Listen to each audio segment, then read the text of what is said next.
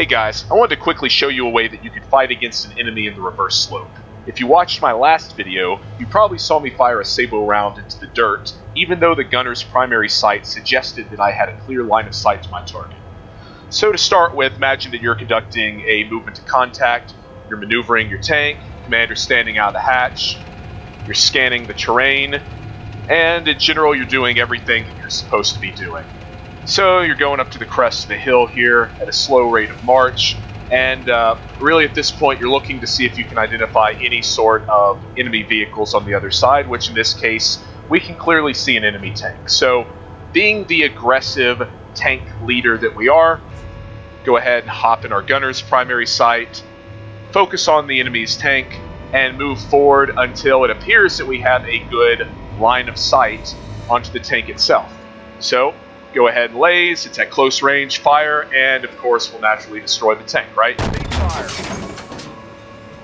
And in this case we impacted the dirt, giving initiative to the enemy where he can then maneuver on us and destroy us potentially as our loader is reloading.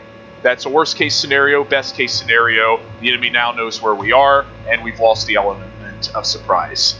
So the question in this case is, why exactly did this happen? It looks like we have a clear line of sight over the terrain to the enemy's tank.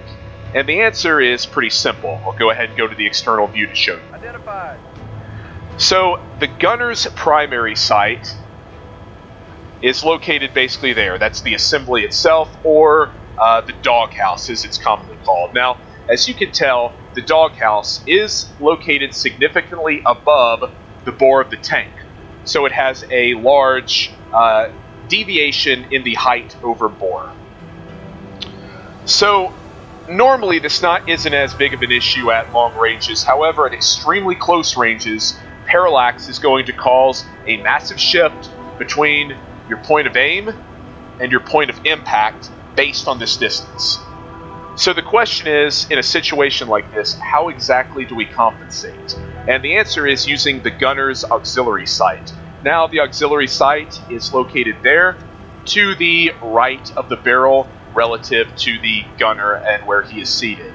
Now as you can tell, the gunner's auxiliary sight is relatively level with the bore of the tank and is also going to be located only slightly right, so you can expect maybe a possible shift from your point of aim to your point of impact slightly to the left, but in general, your elevation is going to be on. So in order to use this properly, switch the gunner's position, look in the gunner's auxiliary sight. Now, what I like to do is at the battle sight range of 1,200 meters, indicated there by the circle, I like to put that square on the target, move forward, and then when I've got a clear line of sight, fire. And in that case, as you can tell, I'm impacting the tank. Go ahead and do a little bit of a berm drill, maneuver slightly to the right, get back in position, fire. And that's a kill. So that is a method to be able to ensure that your barrel itself is going to clear the terrain and has a clear line of sight for the tank itself that you're trying to engage. Now, as with anything, this is a skill that you have to train. It's easy to get excited in the moment and rush to failure simply because you want to shoot first. I can't count the number of times in Steel Beast that I've shot a sabot round into the berm while trying to maintain a hold down position, as seen earlier in this video with using the gunner's primary sight. It happens. Seriously, it does. However, using the gunner's auxiliary sight gives you another option, and oftentimes it's more prudent to spend the extra 2 seconds to line up a proper shot when you have the opportunity to surprise the enemy versus giving the initiative in a close range brawl to the enemy's force. So hey, hopefully you guys enjoyed the quick tip, and hopefully you learned something in the process. If you have any questions, or if I didn't explain anything clearly, please leave a comment below. Thanks for watching. I'll see all of you next time.